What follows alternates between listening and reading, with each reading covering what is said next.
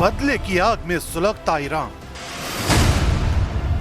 न cease fire, न surrender, सिर्फ युद्ध भयंकर। तेहरान की ललकार इजराइल पर क्लस्टर वार।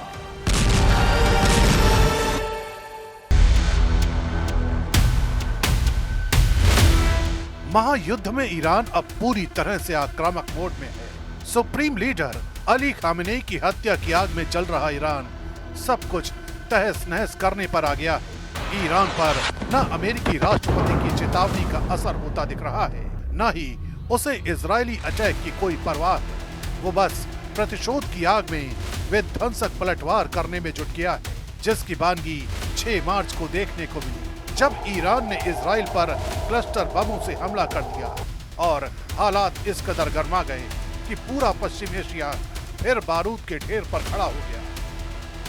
इस बीच ईरान के टॉप सुरक्षा अधिकारी अली लारिजानी ने अमेरिका और इजराइल दोनों को खुली ललकार लगाई है। लारिजानी ने सोशल मीडिया हैंडल एक्स पर एक वीडियो शेयर किया, जिसमें एक फाइटर जेट को इंटरसेप्ट होते दिखाया गया और कैप्शन में उनकी चेतावनी,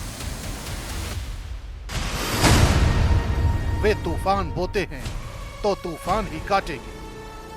अली लारिजानी का यह बयान ऐसे वक्त में सामने आया है जब अमेरिकी राष्ट्रपति डोनाल्ड ट्रंप लगातार ईरान पर हथियार डालने का दबाव बना रहे हैं। लेकिन खामेनेई की मौत के बाद ईरान के नेताओं के तेवर बदले हुए हैं, ज्यादा सख्त, ज्यादा तेज और बिल्कुल न पीछे हटने वाले।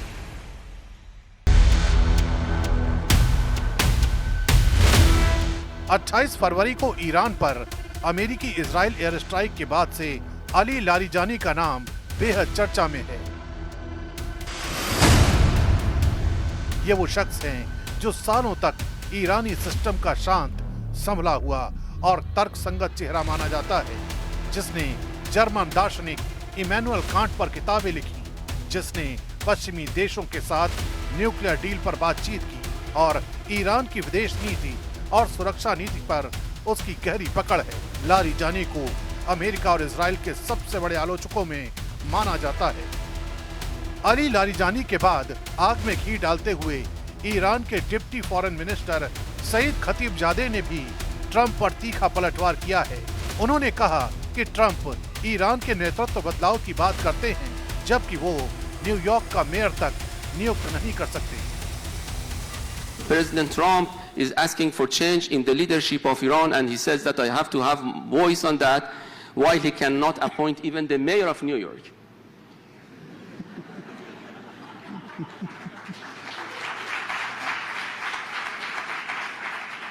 Can you imagine this colonial approach, that he would like to see democracy at home, but he would like to topple down a democratically elected president of Iran and assassinating other countries.